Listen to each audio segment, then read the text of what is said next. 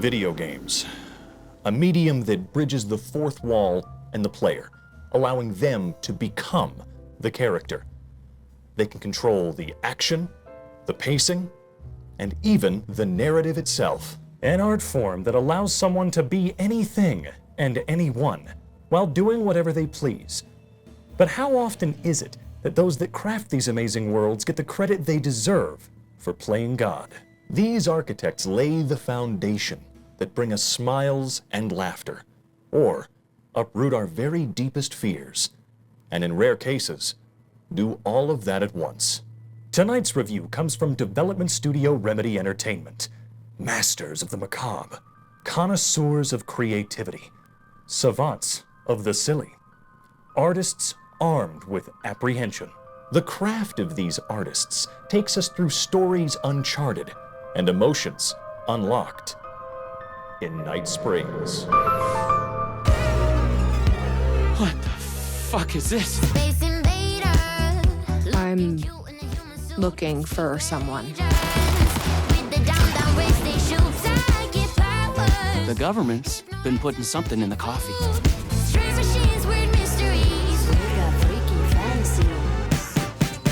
It's so good to have you back. Right, yeah.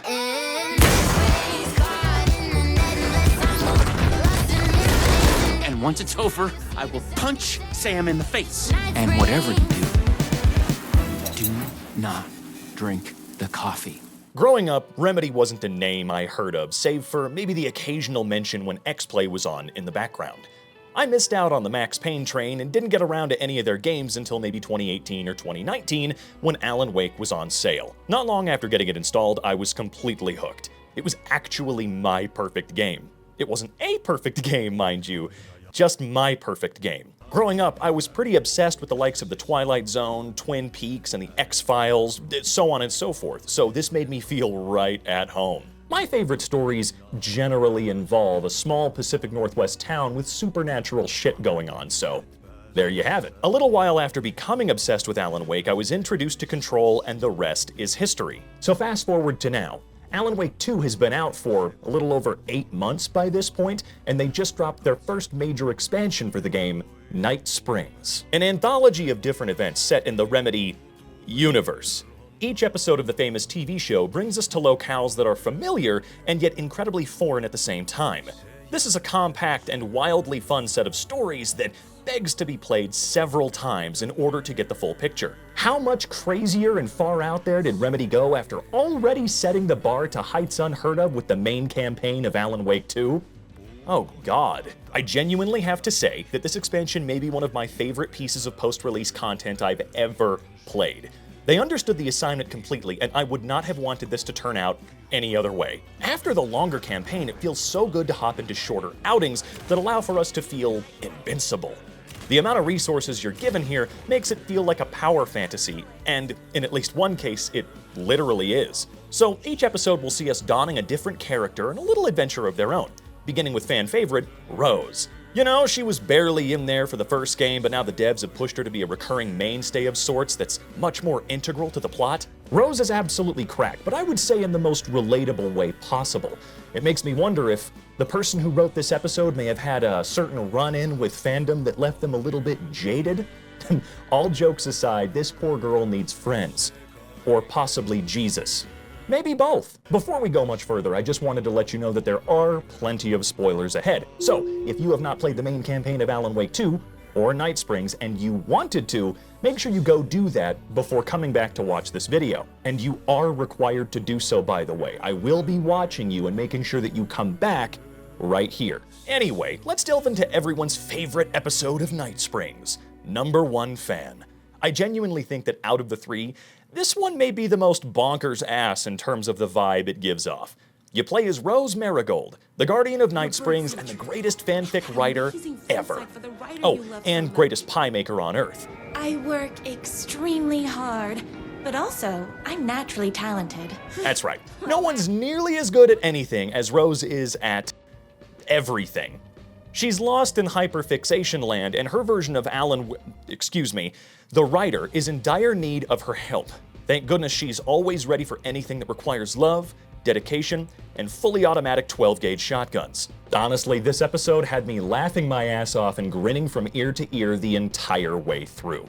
When I was talking earlier about a power fantasy, this is the episode that I was referring to. If you run out of ammo at any point, I'd be flabbergasted. The name of the game is shoot bitches and get no stitches, because you've got to save the sanctity of the fictitious word. And, like in most fanfiction, you manage to save the day from the evil haters and the super rad werewolf, who's only slightly less attractive than the love of your life. This was such a strong start, and while it may have been the least polished in terms of some of the facial animations, it was spectacular.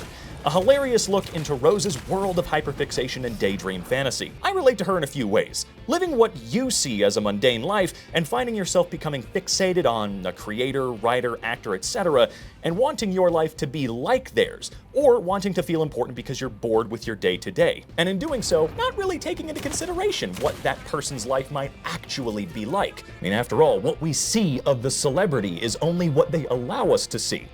For the most part. Or hell, you might even want to share their life. This sort of thing can get out of control quickly, so I'm just glad that Rose is keeping the mass murder in her head and possibly utilizing her fanfiction to help her see the world as more exciting than it might actually be for her. Fanfiction, to me, is the most accessible form of art. We all have access to it in one way or another, and it's a fantastic way to maybe spice up your more mundane day-to-day or get practice for some other writing that you're going to do in the future. It takes a lot of the pressure off not needing to create your own world from scratch just to get started. Rose is clearly beginning to tap into the power of Cauldron Lake here. Is her art coming to life and getting in the way, or is everything still the will of the writer? Well, Alan wrote the episode, so what the hell does that say about him exactly? Is Rose really crazy at the end of the day, or does Alan just need her to be? This was such a strong and hilarious start. I can't wait to get to the next 2 episodes. Speaking of which, why don't we look at the very next one? North Star. Now we make our way to Coffee World, the Pacific Northwest's premier coffee-themed amusement park. Although, it looks a little bit different than we remember. Oh well. I'm sure that's of no consequence. We now get to play as Jessie Faden. Or maybe a version of her? Variant?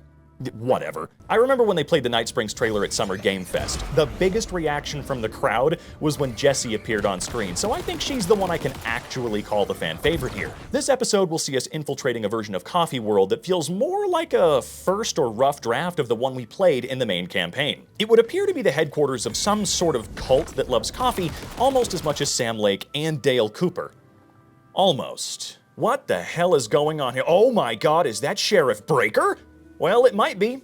I don't really know. You see, these episodes were among the first things Alan Wake ever wrote. Wait, what the fuck? This episode yanked the dial into much creepier territory that slows things down a lot in comparison to Number 1 Fan.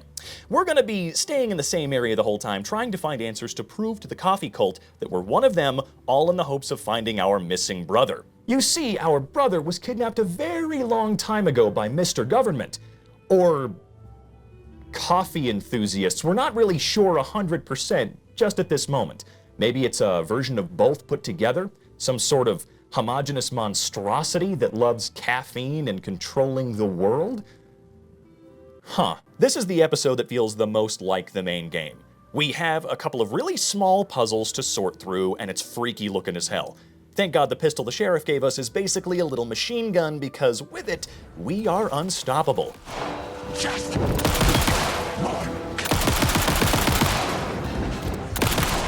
In order to progress, we're gonna have to convince the cult that we're one of them.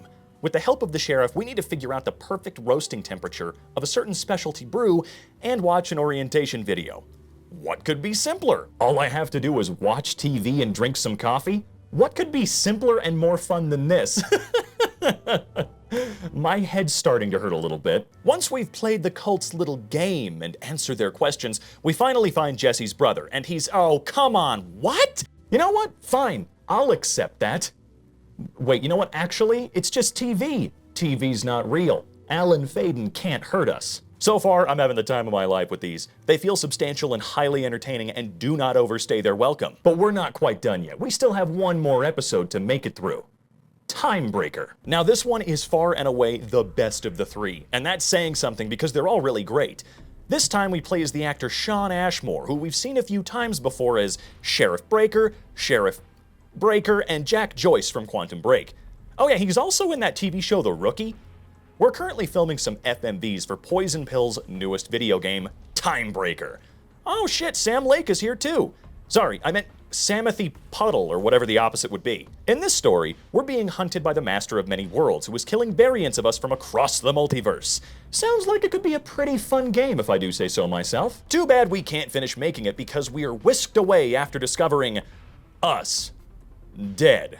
I'm sure that's not important at all. We are now on the run from the famous Mr. Door, who just also happens to be our host each episode.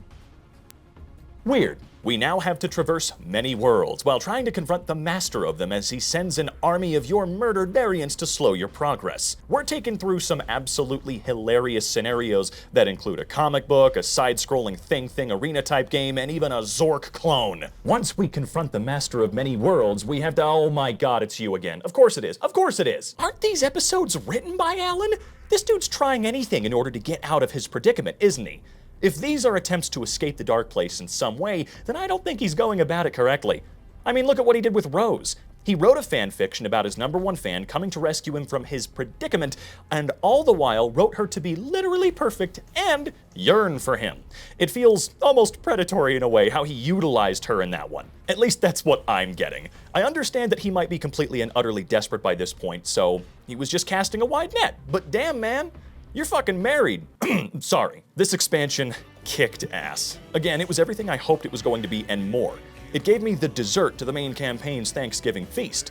Getting to play as Jesse and Jack again was a real treat, and Rose was a really cool addition. Now sure, the combat you're going to be experiencing and gameplay mechanics are pretty much exactly what you got in the main story, so there's not a whole lot different there. But it almost feels snappier and faster somehow to accommodate the significantly shorter play times of each one of these episodes. It really allows you to blow off some steam without needing to manage resources or tackle loads of puzzles like the main game.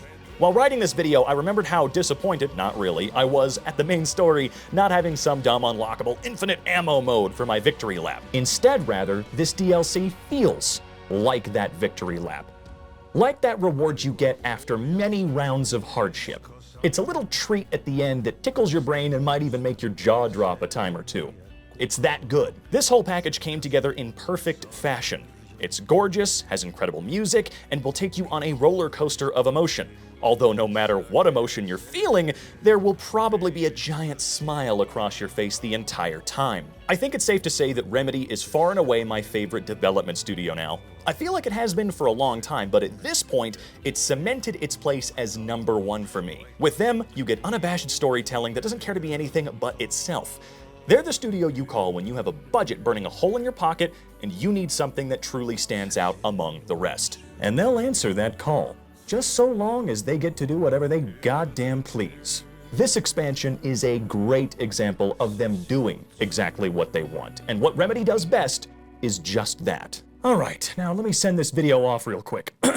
Tonight, we saw a fan taken advantage of. A sister in search of a brother who only finds coffee. And an actor who's forced to become their role. What will become of these characters once the curtains close? Will they get the love of their dear writer? Will they find their long-lost brother and live happily ever after?